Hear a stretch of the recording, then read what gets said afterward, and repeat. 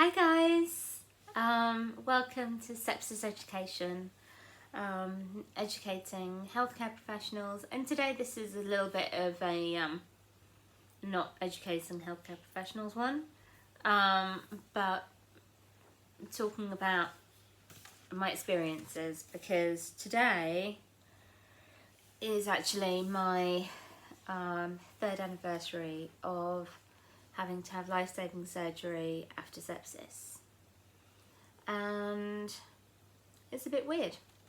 So sepsis 3 years on. But the reason why I say that is been having some really weird feelings, but before I go into that, I actually want to talk to you about the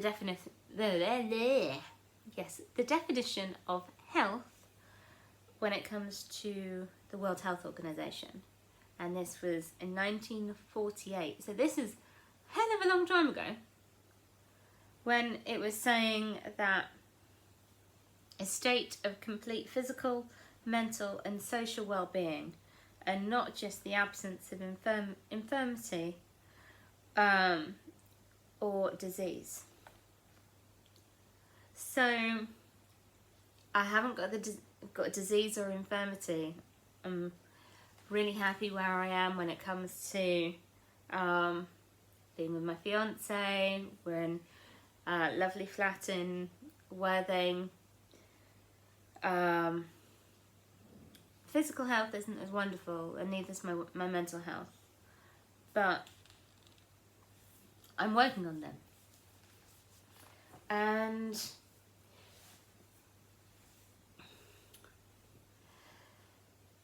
so today, at certain times, I've been kind of a little bit emotional. Just a little. And so at certain points I've been thinking, oh, I was in the doctors at this point. Oh, I was being rushed into A&E at this point. I was at the dentist here. And thinking about how I was feeling at the time, and thinking how incredibly lucky I am. I had, like 3 weeks ago, I had a new nephew being born, and it was one of the things that actually truly set me off, because I got sent a photo of him and absolutely started bawling my eyes out, and it was the gratitude that I had at that point, because I didn't think I'd be here 3 years. At this point, 3 years ago, I was, because it's about 5:30 now that I'm filming this, on the 7th of Feb. And at this point, I'd been brought down to surgery, and they were, we had the anaesthetists there, but yes, I said anaesthetists because I had to have two, because my throat was already closed up so much that they couldn't intubate properly. They had to kind of get a tube down my nose, but they had to do it while I was awake. But if they couldn't have done that, they would have had to do a tracheotomy. But I feel so grateful that I'm here. And I've been reading a lot of different things on the sepsis forums where people have been saying I wasn't in ICU, so I shouldn't really be here. And yes, you should. I wasn't in ICU. I wasn't on a ventilator. I didn't have a tracheotomy, luckily. But it's the fact that every sepsis story is different. And when I had this one person say that, I had to say, everybody's journey is different. I am going to get emotional right now. When it comes to looking at how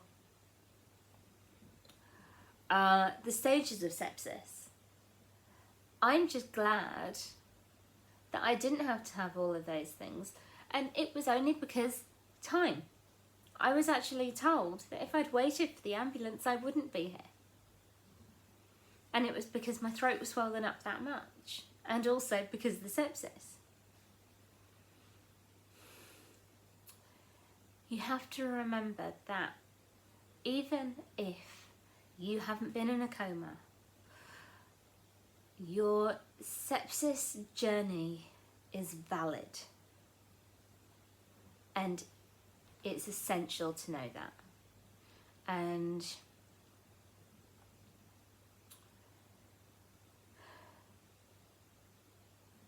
if anyone needs to talk, come and find me on Instagram. It's lauraWilliams.sepsiseducator. If you're wanting any information, I've got my website down below. Got some resources which have got the signs and symptoms of sepsis, because it's really important. They're really simple signs. But what you have to remember with sepsis is it's a bit like a stroke. With stroke, everybody remembers fast, as in face, arms, speech and time. But nobody remembers sepsis because it's so like, but if need be, I've got some infographics on my website. I've got a course for healthcare professionals if they're wanting to learn more from a healthcare professional survivor point of view.